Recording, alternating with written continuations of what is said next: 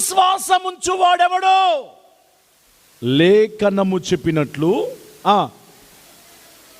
వాడి కడుపులో నుండి జీవజల నదులు ప్రవహిస్తాయంట.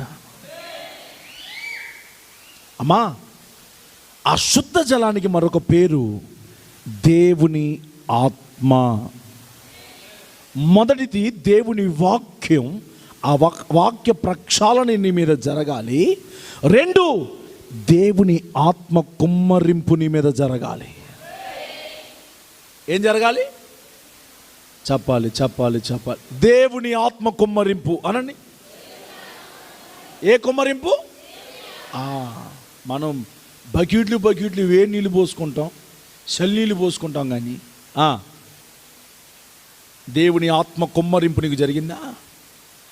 వేడి నీళ్ళు చల్లనీళ్ళు పోసుకుంటే తడిసి మొద్దయిపోయినట్లుగా దేవుని ఆత్మ